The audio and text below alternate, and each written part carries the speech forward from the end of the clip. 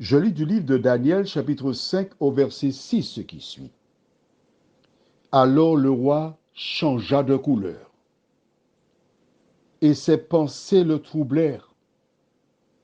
Les jointures de ses reins se relâchèrent, et ses genoux se heurtèrent l'un contre l'autre. Prions. Notre Seigneur et notre Dieu, tandis que la fête était belle, quelque chose vint pour la gâcher. Nous approfondirons ce verset de la Bible et nous le comprendrons, car ton esprit nous aura dirigés dans toute la vérité. Merci Seigneur, au nom de Jésus. Amen. Je relis parce que j'aime cette histoire. Ce roi-là, Monsieur de Belshazzar, qui se croyait tout permis, qui osa prendre les choses sacrées de l'Éternel, en boire, les utiliser, qui loua des idoles, les dieux d'argent, d'airain, de fer, etc. Tout est possible pour moi, Nebuchadnezzar. Et au milieu de sa fête, tandis que la soirée se préparait à être chaude, riche, l'Éternel s'est invité dans la fête parce que jusque-là, il avait été évité. L'Éternel était descendu pour mettre un milieu. Et la Bible déclare que lorsque le roi vit la main qui écrivait sur le mur, il changea de couleur. Je puis te certifier qu'il n'était pas noir, parce que les noirs ne changent pas de couleur, ils restent noirs. Ses pensées le troublèrent. Les jointures de ses reins se relâchèrent. Je ne sais pas comment ça se passe, mais et ses genoux se heurtèrent l'un contre l'autre. Il n'était pas effrayé. Il n'avait pas peur. Et je pense qu'il y a des éléments qui n'ont pas été mentionnés. Car j'ai l'impression que ses intestins ont dû se libérer aussi. Parce qu'avant, on n'avait jamais vu une chose pareille.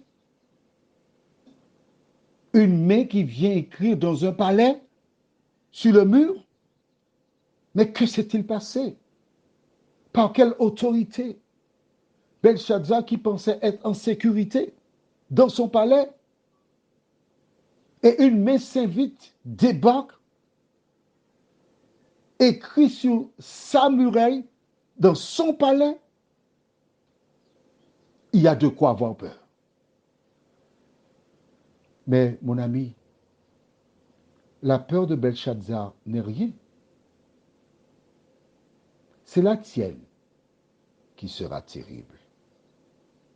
Lorsque Jésus descendra dans le ciel avec une lumière en pleine nuit, minuit, tu auras l'impression d'être à midi, avec des anges qui sillonnent dans le ciel, trompettes sonnant, des morts qui ressuscitent. Mais comment feras-tu pour subsister ce jour-là?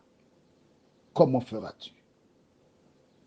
Quand dans ta maison, tu sentiras quelque chose sortir du sol, parce que tu ne savais pas quand tu as conçu que sous ta maison se trouvait la tombe d'un enfant de Dieu. Et voici, dans ton séjour, tu vois un gros trou, la terre qui tremble. Et tu vois que quelque chose commence à apparaître. Une personne plus haute, plus grande que toi, un géant qui sort, qui te regarde, qui sourit. Mais que feras-tu ce jour-là? Que feras-tu?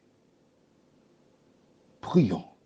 Seigneur, lorsque nous lisons la situation de Belshazzar, c'est du pipi de chat. Une petite main qu'il a vue écrivant sur une muraille. Ce n'est rien comparativement au retour de Jésus. Aussi, Seigneur, tandis que nous lisons ta parole. Aide-nous en même temps à transposer les faits sur nous pour savoir comment nous sommes par rapport à la parole de Dieu. Merci de nous éclairer. Merci de nous fortifier. Merci de nous diriger chaque jour dans le chemin du salut. Nous t'en prions au nom de Jésus pour ta gloire éternelle. Amen. Je te souhaite une bonne nuit sous le regard de Dieu.